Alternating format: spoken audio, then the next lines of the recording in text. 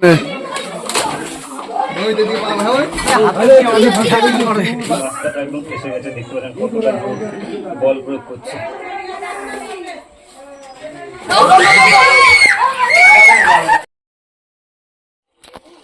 Everyone, welcome back to Reptopedia. আর আমি আপনাদের রেপ্টোপিডিয়া থেকে জয়দেব মজুমদার। আবার একটা ওয়াইল্ড লাইফ রেস্কিউ ভিডিও নিয়ে দেখা গেল।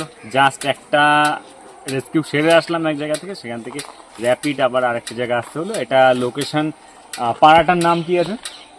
বিষ্ণুপুর জল পাম্প, বিষ্ণুপুর জল পাম্প। বিষ্ণুপুর বয়েজ হাই স্কুলের আগেই, বাজার ঢোকার আগেই। কি পড়ছে? চাকদা ব্লক পড়ছে, নদিয়া জেলা।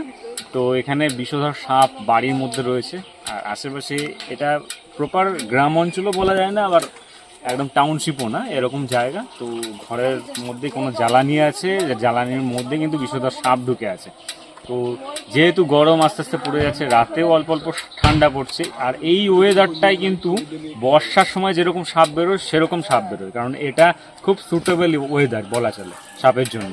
মানে ঠান্ডাও না গরমও না, এটা সব থেকে ভালো ওদের জন্য টেম্পারেচারটা। তো এই কারণেই কিন্তু সাপ আহারের জন্য, খাবার খোঁজার জন্য, মেটিং সিজন গেছে, ব্রিডিং হবে, মানে বাচ্চাও বেরোবে, অনেক সাপের ডিম পারবে, এই সিজনটায় চলে।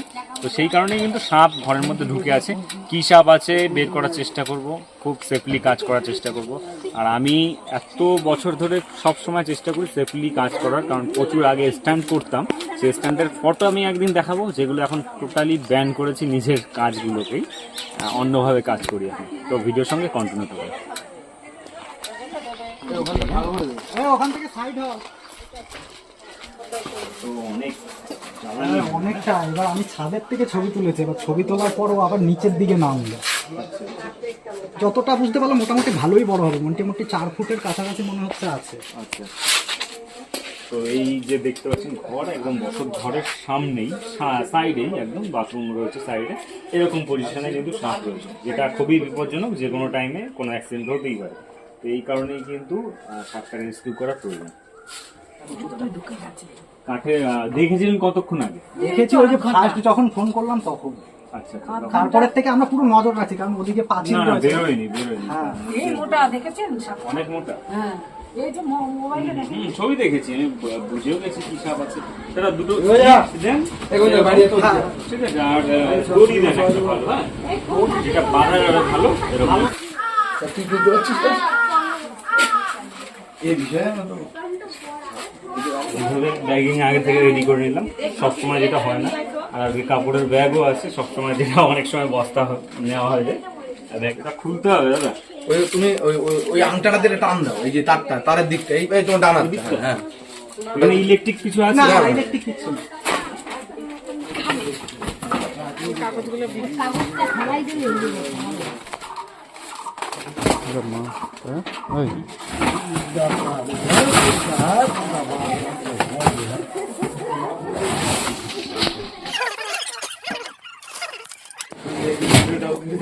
বন্ধ এইদিকে বেরোচ্ছে।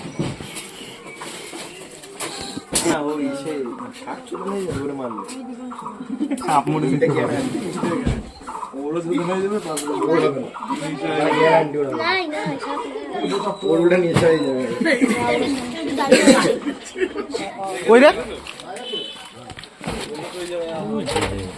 বস্তার পেছনে কইরে, ওই যে বস্তার পেছনে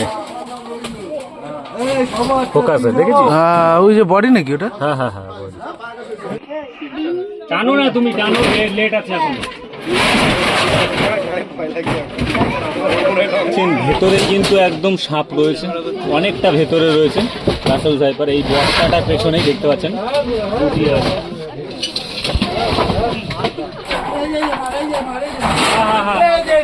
দেখেছি দেখেছি দেখেছি দেখেছি। চিও না, দাঁড়াও।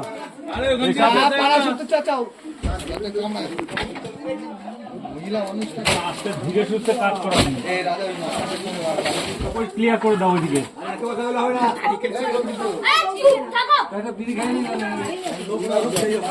কাকা বলছে বিড়ি খাবে নাকি? বিড়ি খাবে একটা, ঠিক আছে। বিড়ি যত এঙ্গেজ থাকবে তখন আপনি সুবিধা। কাজের কাজ প্রায় তো হয়েই গেছে, দেখা যাচ্ছে রে। এই যে আছে যাচ্ছে, ও সরবে আবার যতক্ষণ কাঠ না ক্লিয়ার হচ্ছে ও বেরোবে। তো এইখানে দেখছেন রাসেল ভাইপার এই যে বডি, ধুলো রয়েছে বলে বোঝা যাচ্ছে না অতটা। ভারতের যে বিগ 4 4টে সাপ যাদের বাইট সব থেকে বেশি হয়, হেমোটক্সিন ভেনম রয়েছে, কিন্তু অন্য যে ধরনের সাপগুলো পাওয়া যায় তাদের কিন্তু হেমোটক্সিন ভেনম নেই, কিন্তু এদের কিন্তু হেমোটক্সিন ভেনমটাই রয়েছে, যেটা কিডনির উপর ব্লাডের উপর এফেক্ট করে। কামড়ানোর পরে অনেক জায়গায় ফোস্কার মতন ফুলে যায়, মাড়ি দিয়ে রক্ত বেরোনো, প্রস্রাবের সাথে রক্ত বেরোনো এগুলো কিন্তু হয়ে থাকে। তো সাপটাকে খুব সাবধানে বের করব। ক্রিটিক্যাল একটা জায়গা, কঠিন জায়গা একদম, তার মধ্যে রয়েছে জ্বালানি অনেক, এর মধ্যে থেকে কিন্তু সাপটা বেরোবে। তো চেষ্টা করব খুব সাবধানে বের করার। একদম প্রপার এই যে দেখতে পাচ্ছেন বডি রয়েছে, এখানে রয়েছে।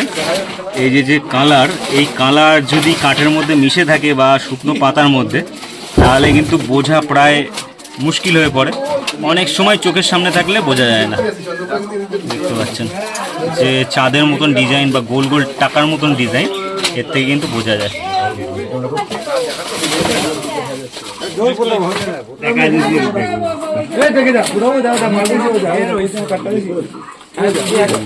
আরেকটা খাওয়া দাও না একটু ওনারে হাতে দিয়ে অনেক ভাষাই করে। খাওয়া দাও। এই গোবিন্দবার কইছি কল এই গোবিন্দ দেখেন দিয়ে একটা খা। এখান থেকে সরতেই পারে, এখান থেকে সরতেই পারে, কারণ এই ধান করে ধরা যাবে না। এই চন্দ্রগোড়া সবচেয়ে ধরা, হ্যাঁ তুমি যাও ওইদিকে।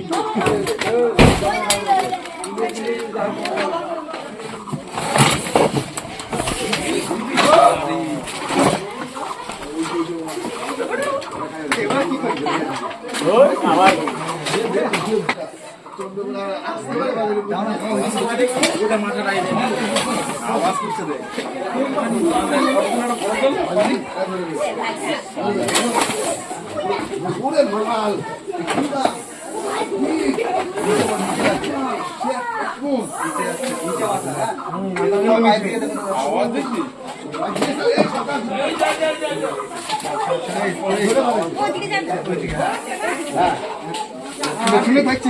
স্টিক হাতে নে।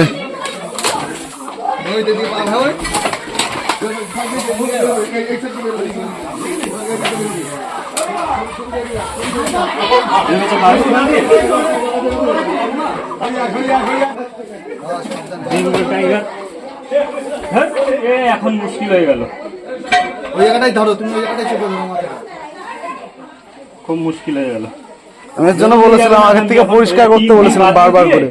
চলে গেছে। এই গোবিন্দ ওই জায়গাটা পরিষ্কার কর রে।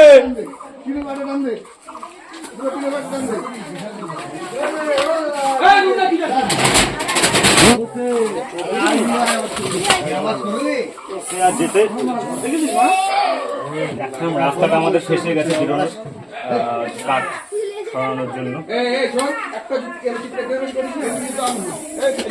কাঠ সরানোর জন্য রাস্তাটা একদম শেষ হয়ে গেছে, দেখতে পারেন কতটা বল প্রয়োগ করছে। এটাই রাসেল ভাইপার, ডাবল রাসেলি, চন্দ্রগোড়া, উলুগোড়া,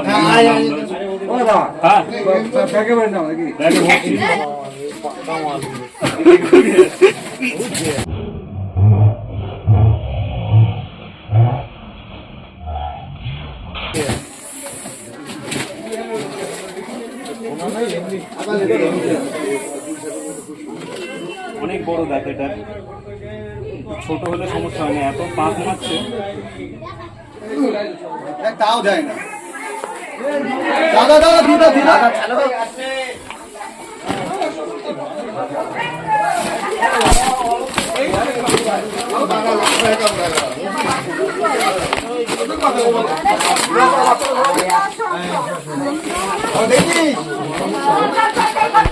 পজিশনটা এমন ছিল, আনতে অনেকটা কঠিন।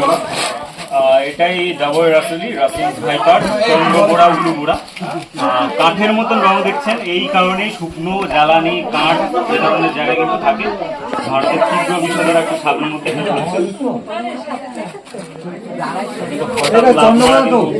এই শুদ্ধ কাজ থেকে বলছে না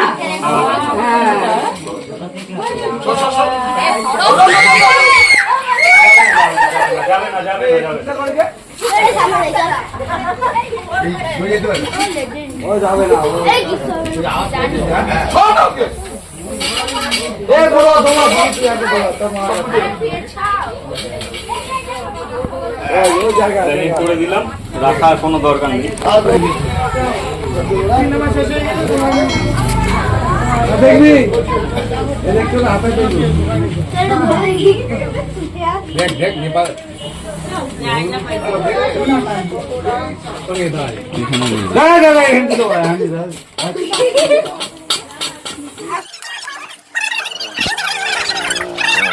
দেখলেন এই স্টেশন থেকে রাসেল ড্রাইভার চন্দ্রকোড়া একটা পাওয়া গেল।